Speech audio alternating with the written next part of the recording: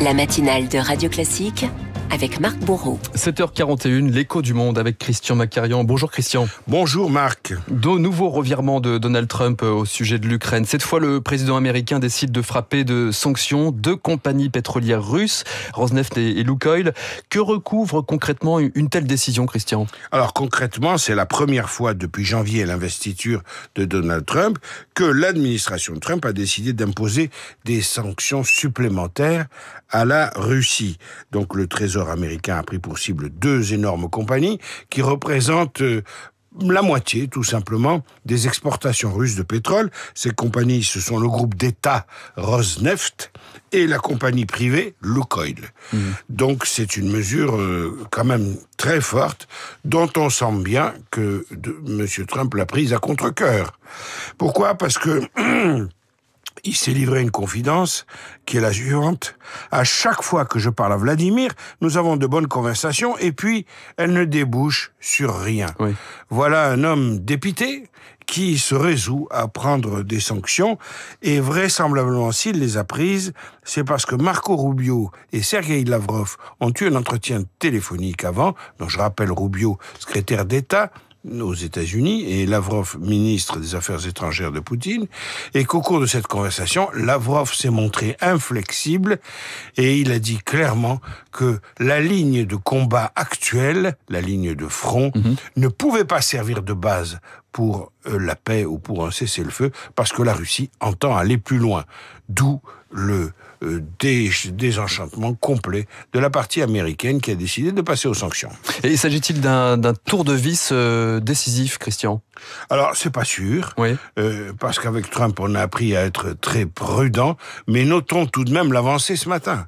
C'est pas sûr parce que il y a 2 indices qui nous permettent de relativiser, malheureusement, la détermination de M. Trump. D'une part, Trump a refusé de donner son aval à un nouveau paquet de mesures qui est soutenu par une large partie du Sénat, et cette motion, cette proposition de sanction est bipartisane. Elle est autant républicaine que démocrate. C'était l'occasion idéale pour Trump de faire plaisir, si j'ose dire, aux 2 camps et de gagner en popularité. Il ne l'a pas fait. Il n'a pas pris cette décision. Et puis, deuxième indice, M. Trump ne nous parle toujours pas de ce qu'on appelle les sanctions secondaires, c'est-à-dire les sanctions qui frappent les clients de la Russie, les clients acheteurs notamment de pétrole surtout.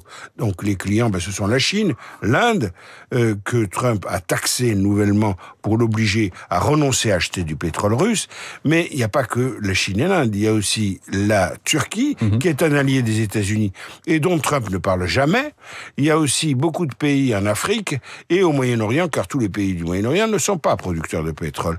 Donc tout cela ne sont pas concernés par les sanctions secondaires. On voit bien que Trump reste quand même un pied sur l'accélérateur, un pied sur le frein. Et en même temps, Christian, l'Union européenne adopte un 19e paquet de sanctions contre la Russie et débat aujourd'hui sur la possibilité d'aller encore plus loin. Oui, alors ce 19e paquet, il est en lui-même remarquable. Bon, comme c'est le 19e, on a pris l'habitude de ne plus développer tout cela, mais on a tort, on va le faire un peu ce matin, en quelques secondes. Ce 19e paquet introduit la toute première interdiction des importations de GNL, de gaz naturel liquéfié. Il n'y avait pas ce genre d'interdiction auparavant.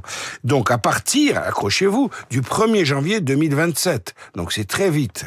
Alors, cette mesure permettra aux acheteurs restants de GNL russes, à savoir la Belgique, la France, les Pays-Bas, l'Espagne et le Portugal, d'invoquer la force majeure et de rompre les contrats à long terme avec Moscou. En outre, 117 navires supplémentaires de la flotte fantôme russe sont placés sur une liste noire.